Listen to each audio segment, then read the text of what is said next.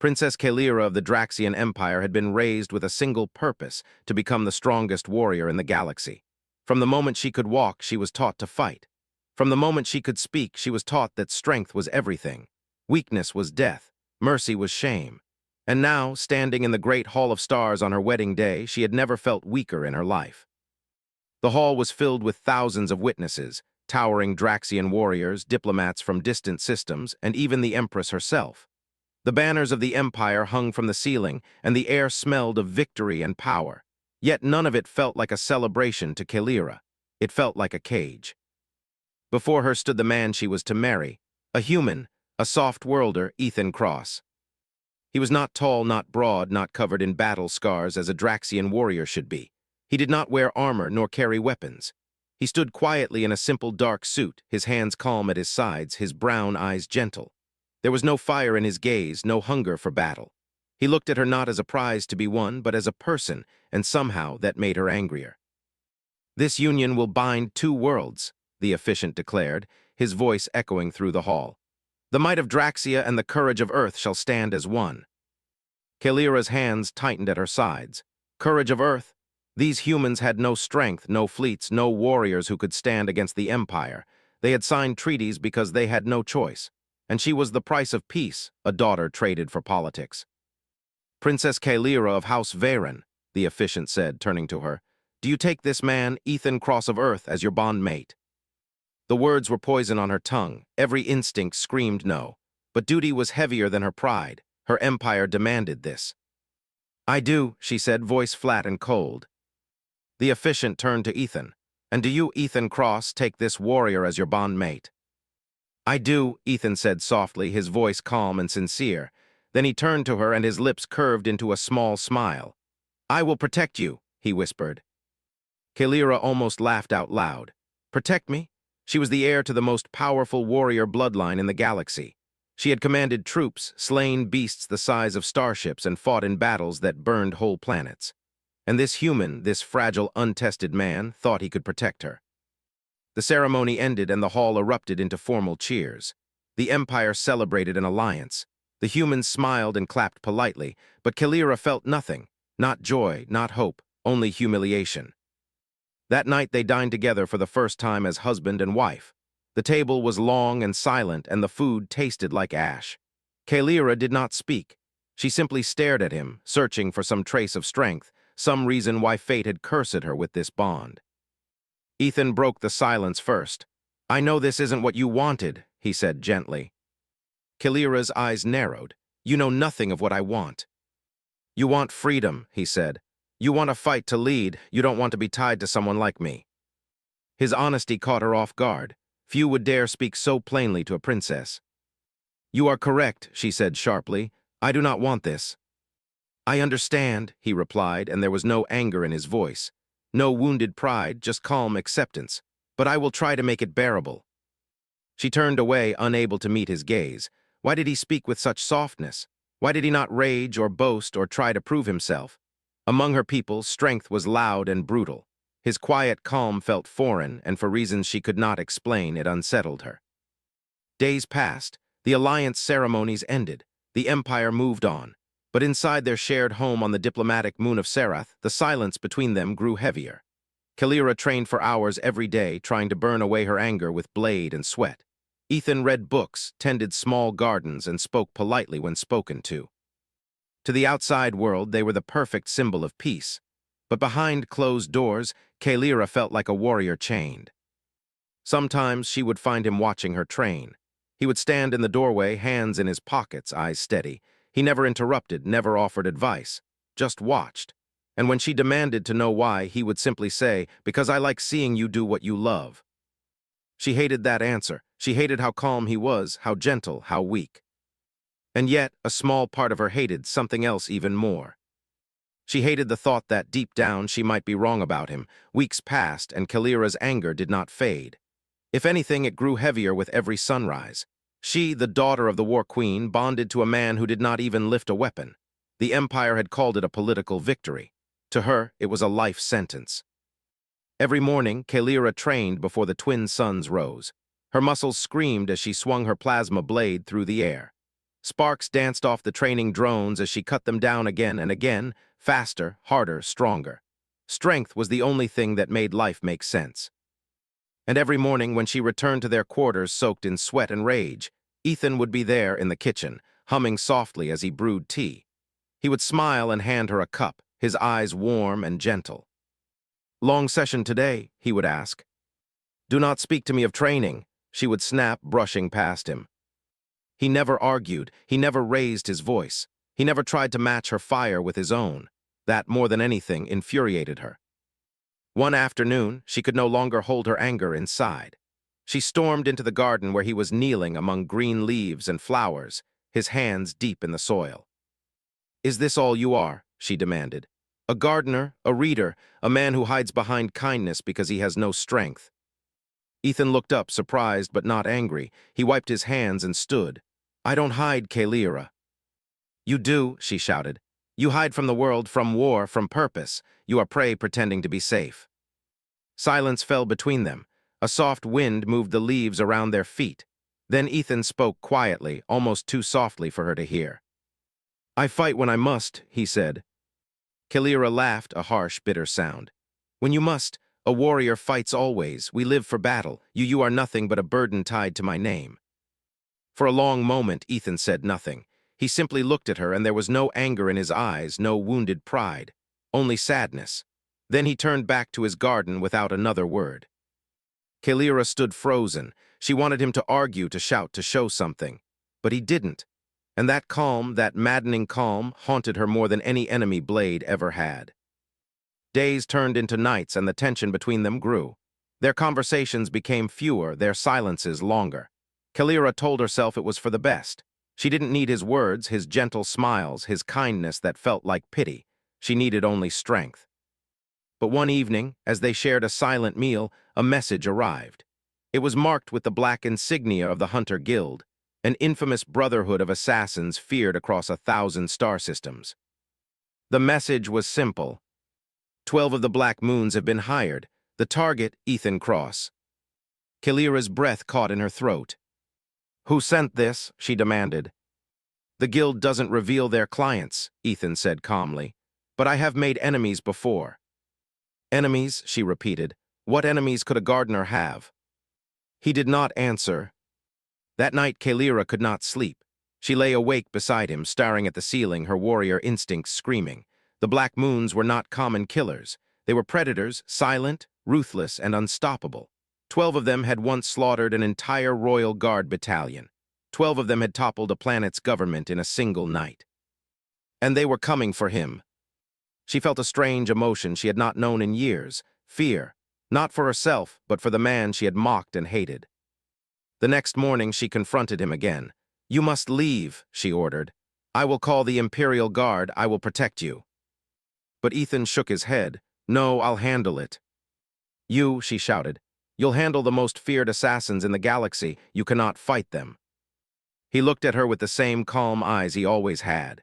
But this time, something deep and cold stirred beneath the surface, something she had never seen before. "I've handled worse," he said quietly. Kalira stared at him, words caught in her throat. There was no fear in his voice, no hesitation, only certainty.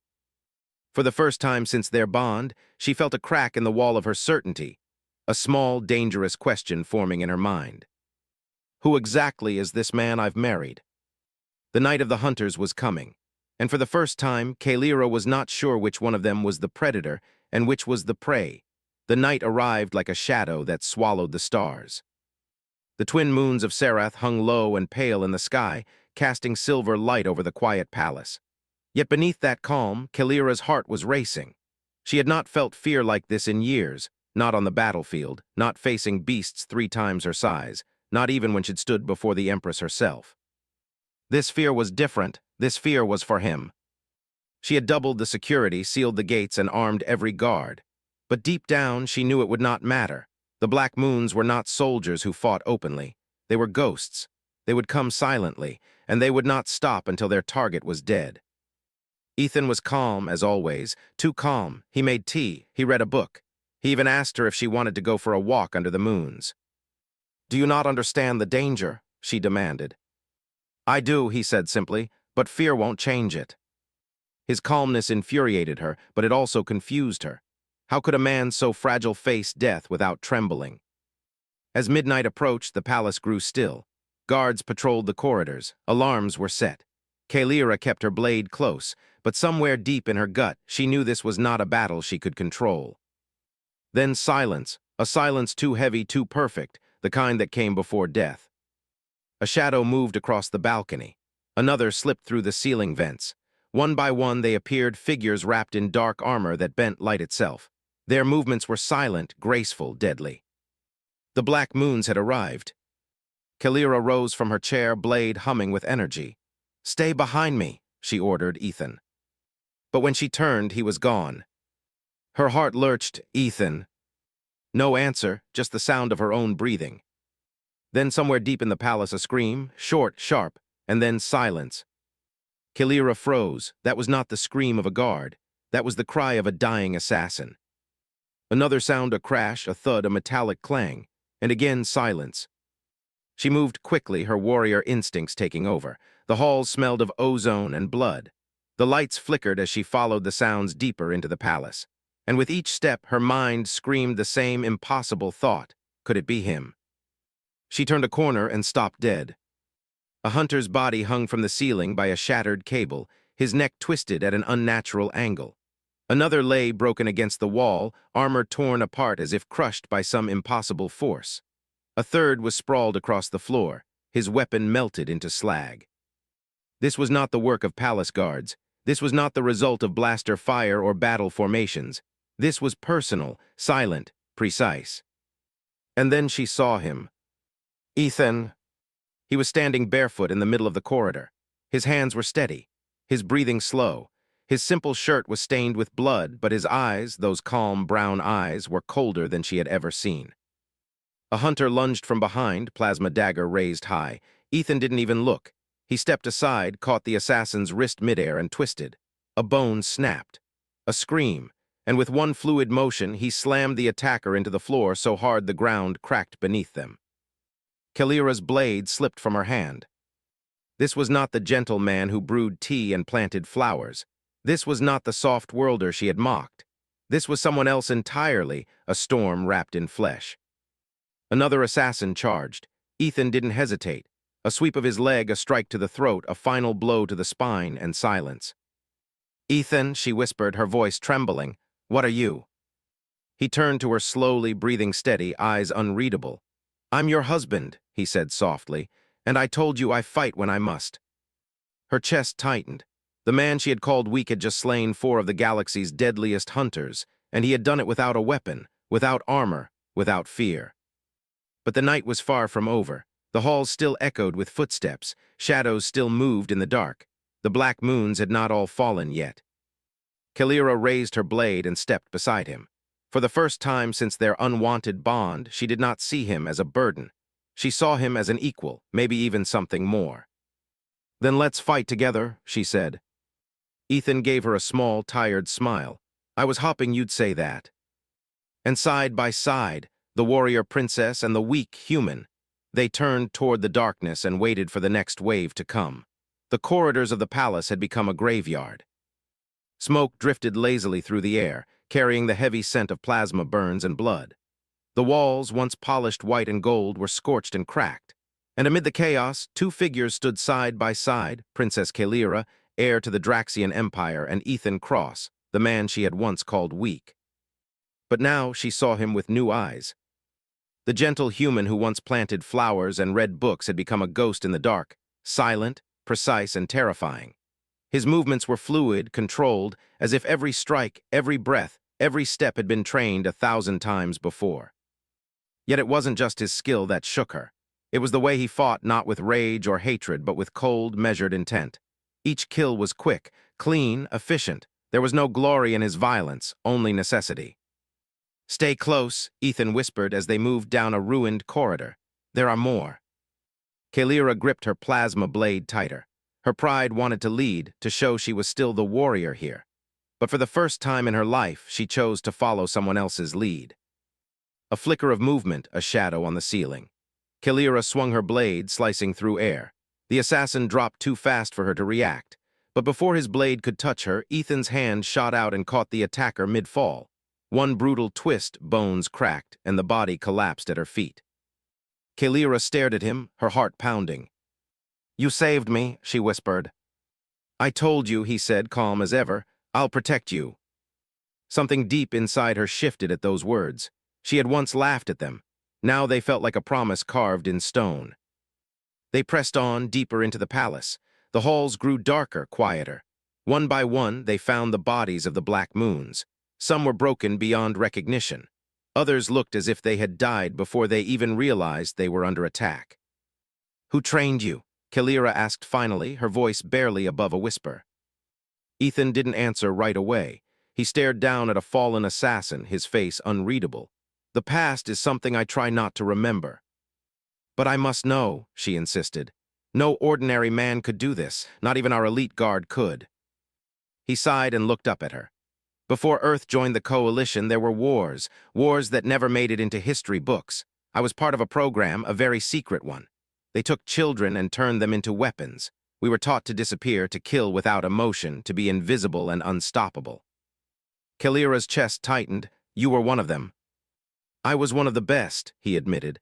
"But I walked away. I swore I'd never be that person again. I built a quiet life. I wanted peace." He paused, his eyes meeting hers. "Then I met you." The weight of his words sank deep into her heart. All this time she had called him weak because he refused to fight. But the truth was far more powerful. He chose not to. And that choice required a strength she had never understood before. "You hid this from me," she said softly. "I didn't want you to see that part of me," he replied. "I didn't want me to see it again either." Kalira looked around at the silent corridor, the fallen assassins, the blood.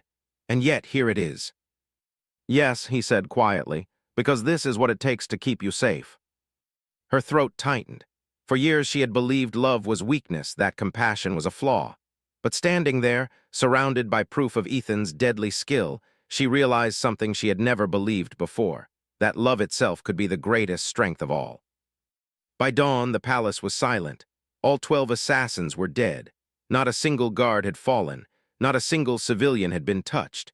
It was as if the Black Moons had walked into a storm they could not understand and never walked out again. Ethan stood near a shattered window, looking out at the rising suns.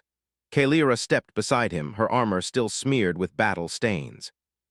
"You crushed them," she whispered. 12 of the deadliest killers in the galaxy, alone." He didn't look at her. "I didn't want to, but I had to." "And now I see you," she said, her voice trembling. "Not as a weak man, not as a burden, but as something I never thought I'd find." He turned to her, his eyes softer now, no longer cold. "And what's that?" Kalira smiled faintly. "An equal." For a long time, neither of them spoke. The war was over, but something else had begun, something stronger than any alliance, deeper than any oath. And though Kalira did not say it aloud, she knew in that quiet morning light that her heart no longer belonged to the Empire. It belonged to the man who had fought not for glory, but for her. The morning after the battle was eerily quiet. The once bright halls of the palace were stained with smoke and shadow. Broken weapons littered the floors. The scent of metal and scorched armor lingered in the air. Yet beneath the silence there was peace, a strange, heavy peace that Kalira had never felt before. Ethan stood by the window of their chamber, the soft glow of the twin suns lighting his face. He looked calm, as if nothing had happened. But Kalira knew better now. The man who stood there was not just a gardener, not just a diplomat's husband. He was something far more dangerous and far more mysterious. She walked toward him, still wearing the same battle-worn armor from the night before. "You should rest," she said softly. "I'm fine," he replied without looking at her. "I've been through worse nights."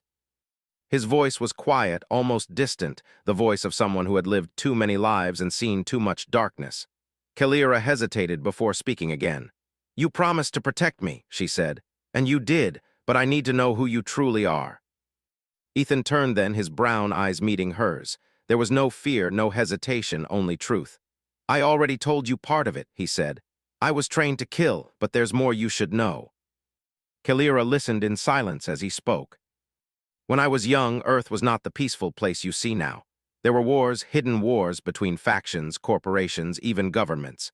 They needed weapons that could think and obey, so they built us. They raised us in facilities with no names. They stripped away everything human and taught us only one thing: how to end lives. His words were calm, but his eyes betrayed the weight behind them. I was one of the best, he continued. They called us ghost wolves. We were invisible, unstoppable, and loyal. I did things I can't forget, things I'm not proud of. And when the wars ended, I walked away. I disappeared. I wanted to bury that part of me forever. Kalira's chest tightened. She imagined him as a boy taken, trained, turned into a living weapon. The image did not match the gentle man who tended gardens and brewed tea. And yet, it was the same man. Why didn't you tell me? She asked.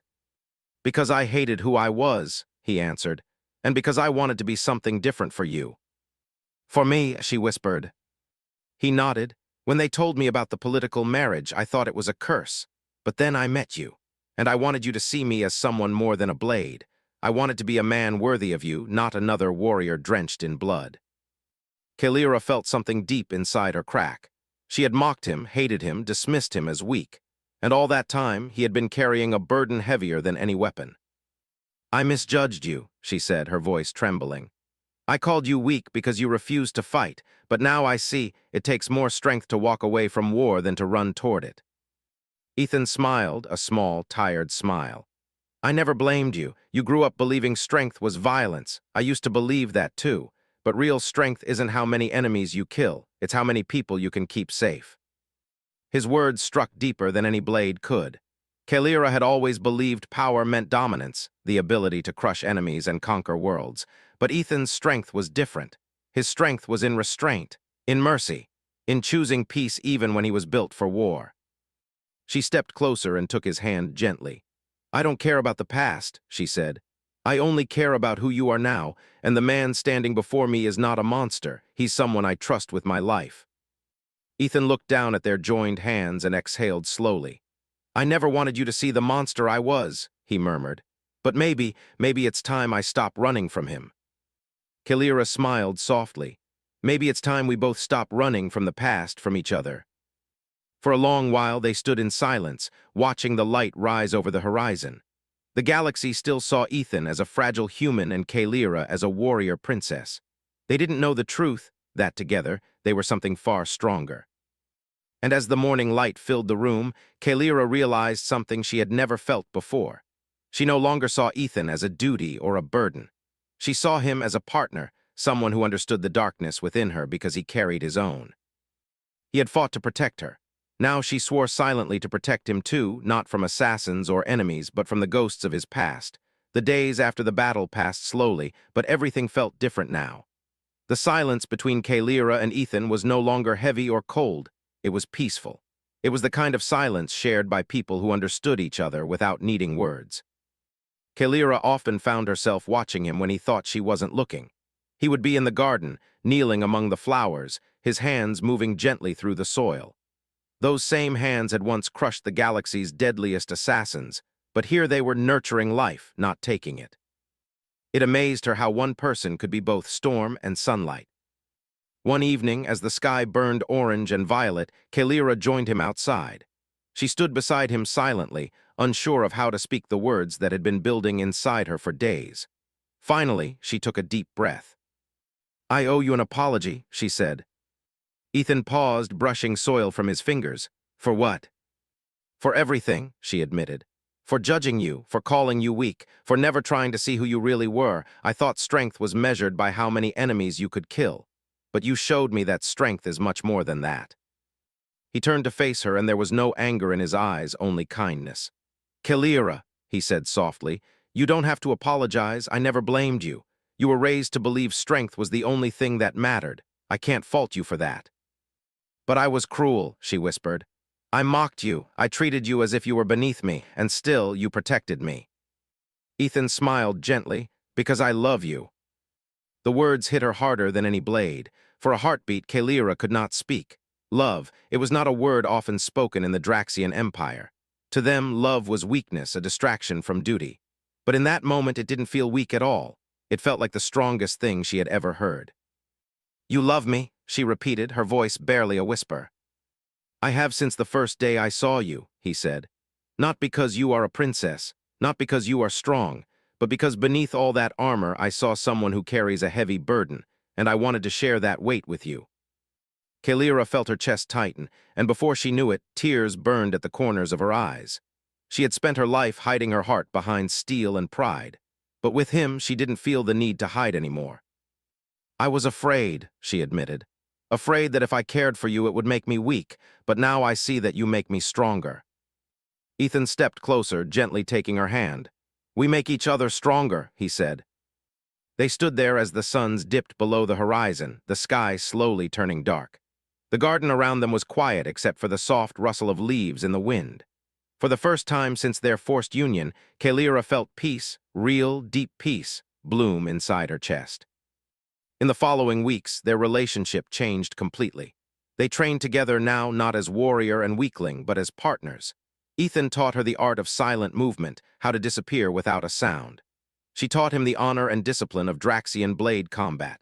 Together, they became something greater than either had been alone. Kalira also noticed small changes in herself. She no longer saw his gentleness as a flaw.